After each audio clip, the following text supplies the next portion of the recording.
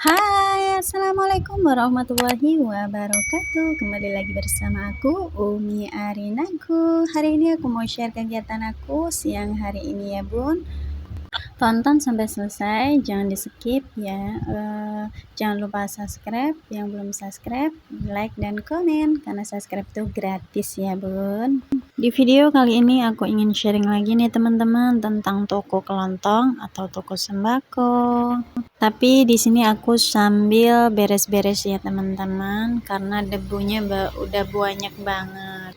Jadi di video aku kali ini aku tidak berniat atau bermaksud menggurui atau sok pintar ya teman-teman. Kali ini saya akan membahas tentang masalah yang biasa timbul saat kita itu memiliki usaha toko sembako atau toko kelontong, bahkan toko modern.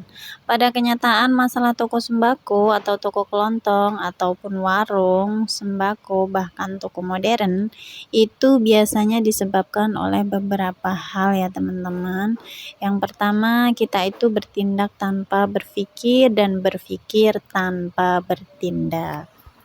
Permasalahan seperti ini itu sebenarnya dari diri kita sendiri ya menurut aku. Yang pertama itu kita bertindak tanpa berpikir panjang. Nah, itu sangat tidak saya rekomendasikan ya teman-teman. Coba deh teman-teman lihat di luaran sana banyak sekali toko sembako yang akhirnya ada masalah karena hal-hal yang seharusnya itu belum mereka lakukan yang berujung pada kebangkrutan. Dan pada akhirnya mereka menyesali ya teman-teman. Di sini aku beri contoh beberapa ya teman-teman. Contoh pertama, kita itu baru mau buka warung, punya modal banyak, langsung kita belanjain semua.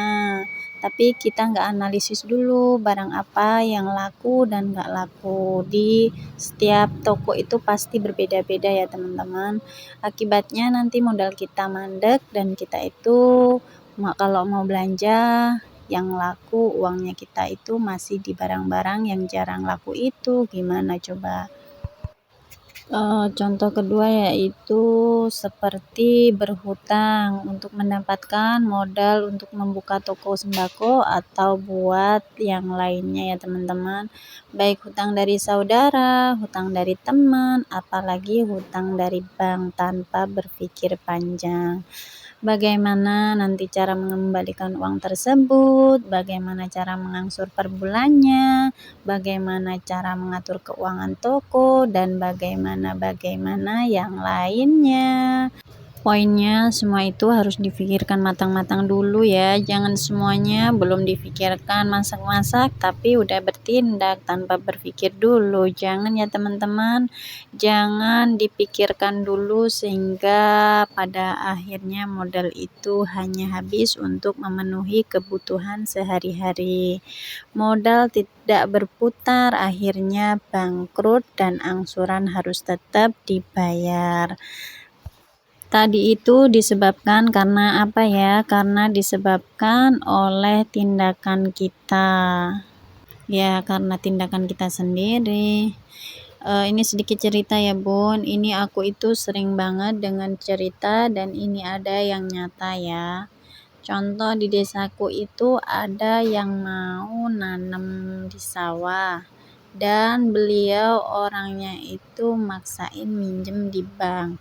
Sebenarnya tanpa minjem di bank beliau itu mampu, tapi gaya hidup seseorang itu kita tidak bisa samaratakan ya bun, karena mereka bertindak tanpa berpikir panjang dulu yang hasilnya malah tanah itu terjual teman-teman. Terkadang aku berpikir orang dulu tuh mau beli tanah aja sampai direla-relain nggak makan enak ya, biar anak cucunya tidak merasakan apa yang orang tua mereka rasakan atau yang mereka rasakan. Susahnya jadi orang nggak punya, dihina, dan lain-lain. Tapi saat dewasa semua itu dikasih untuk anak, tapi dengan gampang dan mudahnya menjual. Tapi bahasa saya salah ya bun. Maaf ya. Bukan dengan gampang sih. Maksud saya itu nggak dipikir, makanya pikir panjang dulu gitu loh teman-teman kalau mau minjem bank itu. Di sini apa aku aja yang pikirannya masih besok, lutu, dan lain-lain. Jujur ya teman-teman, aku itu orang paling sedih kalau peninggalan orang tua itu dijual. Tapi kalau udah kepepet ya nggak apa-apa ya bun. Ini hanya curhat dan untuk yang nggak sependapat juga nggak apa-apa. Semua orang kan punya prinsip hidup sendiri-sendiri ya bun. Jika ada yang tersinggung atau kata-kata aku nggak enak didengar ataupun sok pintar, saya minta maaf ya teman-teman. Di sini ada hal lain lagi ya yang biasanya pemilik toko sembako itu bertindak tanpa berpikir adalah memberikan hutang kepada para pelanggan. Itu boleh-boleh saja, tapi kalian juga harus berpikir dulu apa pelanggan kalian itu orangnya bisa dipercaya atau tidak. Kalian harus berpikir ke situ sebelum memutuskan untuk memberikan hutang. Kalau kalian tidak mau berpikir dulu, maka menjadikan modal kalian itu tertahan. Kalian tidak bisa kolaan barang meneh. Akhirnya toko kalian itu kan bangkrut. Ketika kita tidak bertindak, tentunya kita harus berpikir dulu. Makanya itu banyakkan permasalahan muncul di bisnis toko retail, toko sembako, karena tidak mau berpikir dulu sebelum bertindak. Kalau ingin mengambil hutang untuk mengembangkan toko, maka dipikir dulu apakah sudah ada dana cadangan atau belum untuk mencakup angsuran, apakah penghasilan toko nanti bisa untuk membayar hutang atau ada bagian manajemen atau pengaturan keuangan tokonya dan lain-lain.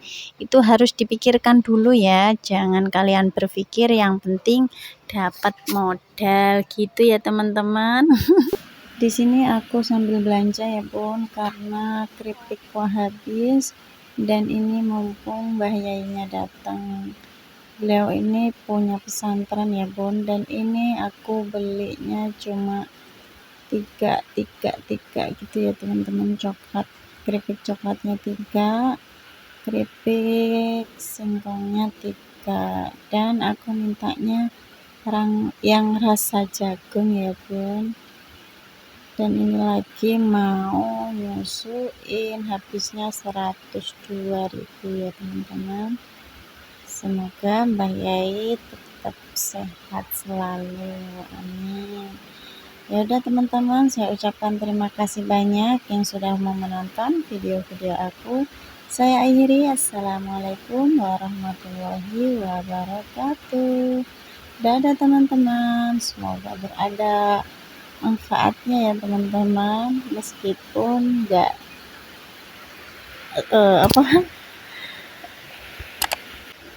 bahasaku itu kadang susah dimengerti, maaf banget. Dadah.